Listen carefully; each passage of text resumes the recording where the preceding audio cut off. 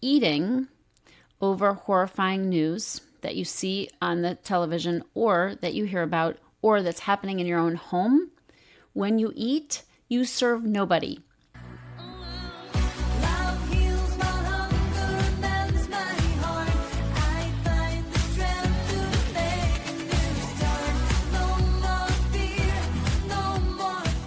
Welcome, everybody, to Confessions of a Binge Eater. I'm here today to talk to you about the things that make us binge. I was a binge eater for years, and I could pack away 2,000, 3,000, 4,000 calories in a sitting. It's true.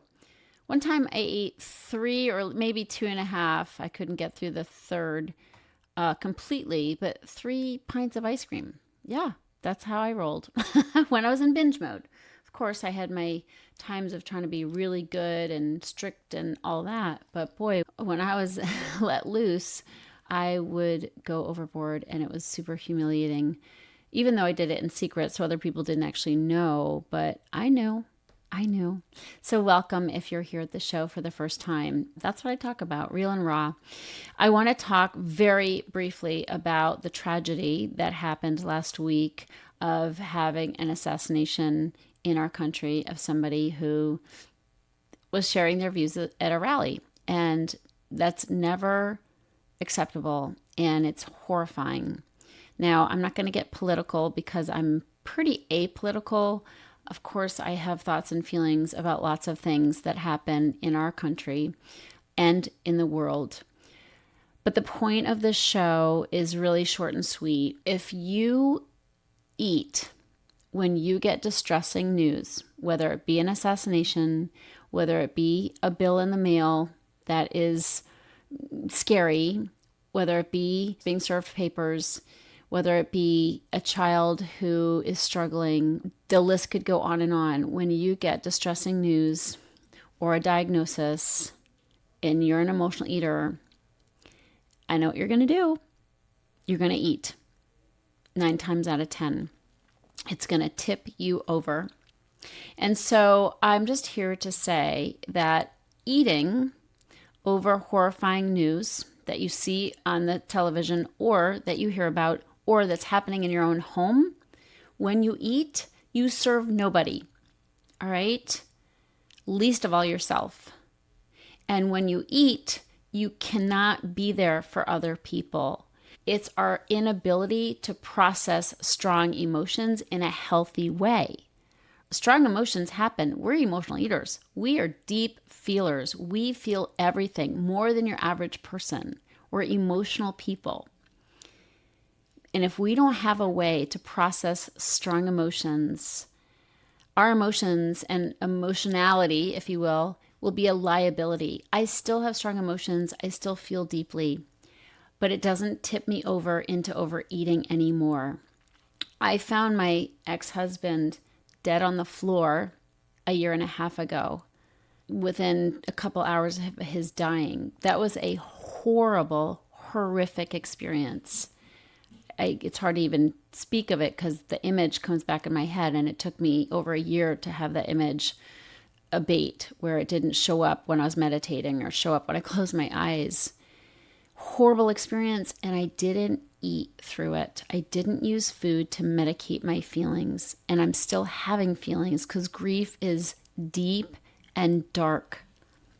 But I have new tools. And so I'm here to say that if you're in grief over anything that's happening in the world or in your own home, there is a way by which you can move through those strong emotions in a healthy way, with tools like writing and talking and sharing with loved ones and a coach and taking it to God. And my experience is that if you're an emotional eater, you need to do all of the above, all of it. Many people are like, well, I'm praying, but it's not helping. I get it. God works through people, friends. God's working through people who can help you be able to process these strong emotions. And the tendency as emotional eaters is to want to figure it out on our own. Do this in private, figure it out. People often say to me, I know what to do. Right. And you're not doing it. And that's because chances are you're going to need more support when you're dealing with the hardest of all addictive habits, which overeating is. You have to eat. It's not like alcohol where you can put the plug in the jug. That's it, black and white. No drinking for you. No, you have to eat. You have to take your addictive substance out of the refrigerator 3 times a day and try to get it back in the refrigerator, after nourishing yourself without going overboard. That's going to take a whole lot more support. So my clients are seeking support through the community that I offer, through the one-on-one coaching that's a part of my program, our Facebook community. There's a lot of things we're doing to support each other to get through hard feelings, whatever they are, whether they're something that's happening in the national news or something that's happening within your own family. There's plenty of pain to go around. There's plenty of tragedy to go around. And I want you to have the support you need. And if you don't have the support you need, please reach out for it. Please invest in getting support to combat the hardest of all addictive habits. The older you get, the more burden your body bears for overeating. And you know what I'm talking about if you're in your 50s, 60s, or 70s and you've been on the dieting roller coaster ride for decades. The body is like, uncle, stop it. But you won't be able to stop it on your own because willpower doesn't work. So I'm just here to say, get support. Don't try to do it alone. And certainly don't blame yourself because you can't do it alone. I can't either. So I am so sorry for whatever grief you're going through, whether it's national or personal, or the national has become personal, which of course is happening as well. But just know your eating is not helping anyone. I know it's the reaction and it's your go-to because food has become the thing that most supports you in life. What I propose is that you get a new support system because using food is a bad strategy. All right? Because then you feel sick, you feel bad, your health deteriorates, your energy is lost, and your mood is negative. That's what happens when we binge eat.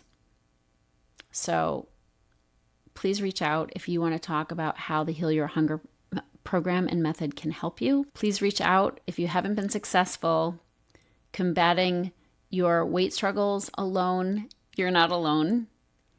And if you've been using food to medicate strong feelings and emotional upset, you're also not alone. And it doesn't have to be that way. It's working against you, and you're not able to shine your light as a result of using that strategy. So I'm like the little birdie on your shoulder, reminding you of things that you already know. But it bears repeating, right?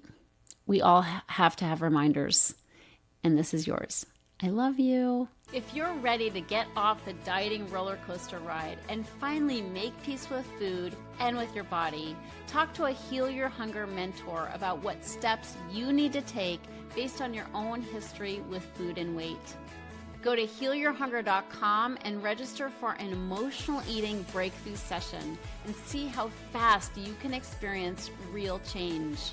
It's a complimentary evaluation, but there are limited spots available. So go to healyourhunger.com and register to speak with a mentor today.